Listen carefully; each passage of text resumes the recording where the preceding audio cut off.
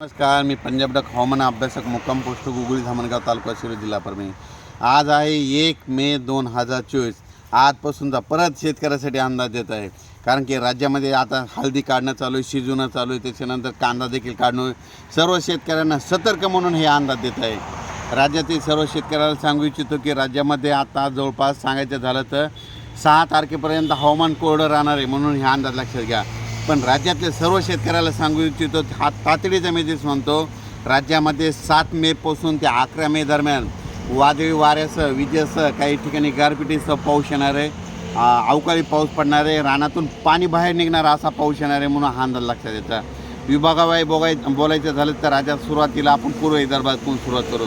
राज्यामध्ये 7 ते 11च्या दरम्यान पूर्व विदर्भामध्ये म्हणजे खूप ठिकाणी शेतातून पाणी बाहेर निघाला असा पाऊस पडणार आहे, पडणार आहे, विजा असणार आहे, गारपीट देखील होणार आहे, वारा देखील असणार आहे, म्हणून स्वतःची काळजी घ्यावी। त्याच्यानंतर पश्चिम विदर्भात देखील सर्व शेतकऱ्याला सांगू इच्छितो, 7 ते 11 मे त्या दरम्यान तुम्ही तुमच्या हळद असेल, कांदा असेल काढून झाकून ठेवा, कारण की 7 ते 11च्या दरम्यान जोरदार पाऊस पडणार आहे, ओढे नाले वाहतील असा पाऊस येणार आहे, म्हणून हा अंदाज लक्षात येतो। त्याच्यानंतर मराठवाड्याकडे वळू। मराठवाड्यात देखील 7 ते 11 दरम्यान जोराचा पाऊस राहणार आहे, म्हणजे शेतातून पाणी बाहेर निघेल असा पाऊस राहणार आहे। ऊसावाल्यासाठी हा पाऊस चांगला राहणार आहे, म्हणून हा अंदाज लक्षात घ्यायचा।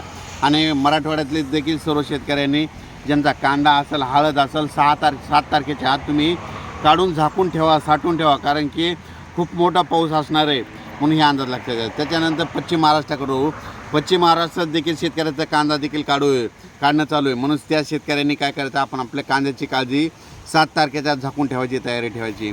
पण हा पाऊस पश्चिम महाराष्ट्राचा शेतकऱ्याला ऊसासाठी चांगला ठरणार आहे, म्हणून हे अंदाज लक्षात घ्यायचा। त्याच्यानंतर कोकणात देखील खूप पाऊस पडणार आहे, म्हणून हे अंदाज लक्षात घ्यायचा।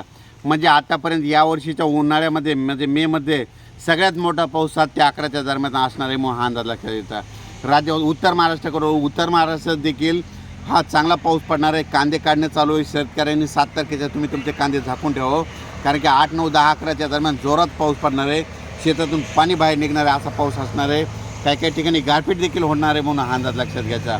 वारा देखील सुटणार आहे, म्हणून हा अंदाज लक्षात घ्यायचा। मुंबई देखील पाऊस असणार आहे, त्याच्यानंतर मुंबईला देखील पडणार आहे, नाशिक सगळीकडे पाऊस असणार आहे, म्हणून हा अंदाज लक्षात घ्यायचा। आता राज्यात एकंदर परिस्थिती सांगायची झाली तर राज्यात 7 ते 11च्या दरम्यान दररोज वेगवेगळ्या भागात 7ला एकीकडे, 8ला दुसऱ्या भागात, 9ला दुसऱ्या भागात, 10ला तिसऱ्या भागात आणि 11 तारखेला चौथ्या भागात असा दररोज एका भागात पाऊस पडणार, म्हणून अंदाज लक्षात घ्यायचा।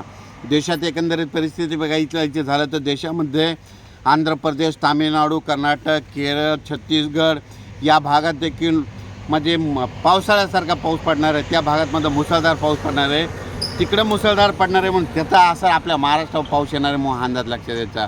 यावर्षी परत एक शेतकऱ्याला सांगू इच्छितो की यावर्षी देखील पावसाळा चांगला होणार आहे, जूनच्या शेवटच्या आठवड्यात पेरणीयोग्य पाऊस राहणार आहे, म्हणून हे अंदाज लक्षात घ्यायचा। अचानक वातावरणात बदल झाला तर लगेच एक मेसेज दिला जाईल। धन्यवाद।